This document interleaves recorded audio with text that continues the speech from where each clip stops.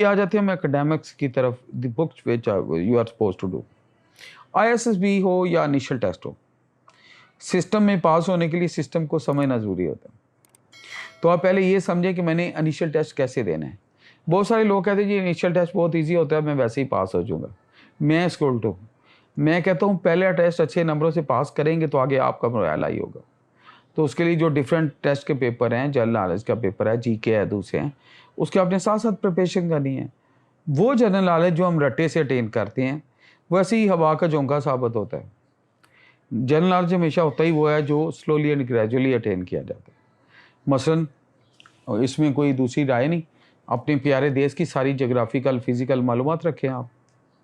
कौन सा सूबा है, कितने सूबे हैं, कौन सा डिस्ट्रिक्ट है, कौन सी डिवीज़न है, किस एरिए में कौन सी मिनरल मिलती है, किस एरिए में एग्री होती है, किस एरिए में डेजर्ट है। बहुत आपको डिटेल में मोहब्बतों के सफ़र में अगर देश के लिए मोहब्बत है तो देश की हर इन्फॉर्मेशन भी होनी चाहिए। अच्छा, फिर उसके बाद जनरल नॉलेज आपकी नेशनल, आप उसको डिवाइड करते हैं दो चीज़ों में, एक नेशनल एक इंटरनेशनल। तो पहले नेशनल पे देख लें, फिनांस कैसी है, रेवेन्यू क्या है, एजुकेशन सिस्टम क्या है, पॉलिसी क्या है, हमारी जियोग्राफिकल लोकेशंस क्या हैं, हमारी डेमोग्राफी क्या है, हमारी आबादी कैसी है, लोग कैसे हैं, वो डिफरेंट चीज़ें आप पढ़ लें। और देश की सैर भी हो जाएगी इस बहाने आपको। नारान कितना खूबसूरत है, गिलगित कितना खूबसूरत है, हंसा कितना खूबसूरत है, कौन सी चीज़ किस शहर किस इलाके में वाक़ है, वादी कलाम कैसी है। अच्छा, उसके बाद आप आ जाएँ अगले टेस्टों में फ़ोकस्ड हो जाएँ। फ़ोकस्ड होके मैं स्ट्रेट वे आता हूँ आईएसएसबी पे।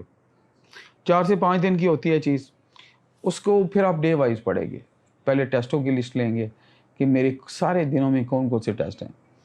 वर्ड टेस्ट होता है, कंपोज़िशन टेस्ट होता है, इनिशियल फॉर्म फिलिंग होती है, स्टोरी राइटिंग है, जीटीओ टास्क है और फिर इंटरव्यू है।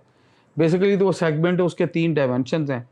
एक तो उसकी इनिशियल एक डॉक्यूमेंटेशन है, उसके अलावा जो डायमेंशन 3 है वो मैं उसको इस तरह रीड करता हूँ कि एक साइकोलॉजिकल डायमेंशन है, एक जीटीओ टास्क डायमेंशन है जो ऑन ग्राउंड आपकी कैपेबिलिटीज़, क्वालिटीज़ और वो देखते हैं, और तीसरी इंटरव्यू डायमेंशन है जिसमें असर्टेन किया जाता है आपकी पर्सनैलिटी को। आगे फिर वन बाय वन उन चीज़ों के लिहाज से आप तैयारी शुरू कर देते हैं। लेकिन जब आप तैयारी करते हैं, कभी एक दिन में वो अल्लाह के प्यारे नबी की एक हदीस ही है बेटा, मैं कोट करना चाह रहा हूँ। आपने इरशाद फरमाया अल्लाह उस पर ख़ास रहम करे, अल्लाह उस पर ख़ास रहम करे जो काम भी करे खूबसूरती से करे। कितनी बड़ी हदीस है और माशाल्लाह हदीसें सारी बड़ी होती हैं और कितनी बड़ी दुआ है। आपने इरशाद फरमाया, आपने दुआ दी कि अल्लाह ताला उस पर ख़ास रहम करे जो काम भी करे खूबसूरती से करे। तो अभी इस वीडियो में मैंने आपको बताया है कि आपने इनिशियल प्रीरेक्विजिट्स क्या हैं, फिर आपका प्रिपरेशन कैसे करनी है, और फिर आपने आगे फिज़िकल एक्टिविटी वाइज उन 5 दिनों के लिहाज से कैसे प्रिपेयर करना है। मैं अल्लाह ताला से दुआ कहूँ और मेरी आपको भी कन्वे करने की यही दुआ और ख्वाहिश थी कि फ़ारग टाइम में, चाहे वो फिज़िकल है, चाहे वो जनरल नॉलेज है, आपने देखा है तो कतरे कतरे से दरिया बनता है, उधर से आपकी प्रिपरेशन होती है जो डेली इन टच होता है। ये जो मिसपरसेप्शन होता है ना इस गर्म उम्र का, मैं हॉट एज का, मैं इसको कहता हूँ it's as with the princess and prince, जो शहजादे और शहजादियों की उम्र है ये। इसमें ये होता है नहीं मैं 8-10 दिन में कर लूँगा, मसला ही कोई नहीं है। ये बेटा 8-10 दिन वाली चीज़ें नहीं हैं, ये हमेशा के आते हैं। कैसे 8-10 दिन में आप माइल इम्प्रूव कर लेंगे, कैसे फिजिकली फिट हो जाएंगे, कैसे वेट रिड्यूस कर लेंगे। तो आप वो काम इस तरह क्यों नहीं करते कि साथ साथ आप करते रहें और साथ साथ आप ओवरवेट ना भी हों और बाकी भी आपका बैकअप सपोर्ट जो एकेडमिक का, इंटेलेक्चुअल्स का, वो ठीक रहे। मेरी अल्लाह ताला से दुआ है अल्लाह ताला आपको ज़िंदगी के हर इम्तिहान में कामयाब करे, आपको बाइस राहत बनाए अपने वालिदैन के लिए, प्यारे देश के लिए, चीज़ों के लिए।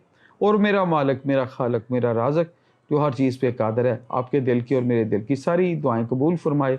मेरे वालिदैन को और मेरे भाइयों को जन्नत फ़िरदौस में अल्लाह अता फरमाए, और जो लोग फ़ौत हो चुके हैं, दुनिया से जा चुके हैं, उनको भी अल्लाह बक़ाम अता फरमाए। आमीन सुम्मा आमीन। Thank you very much. All the best. अस्सलाम वालेकुम।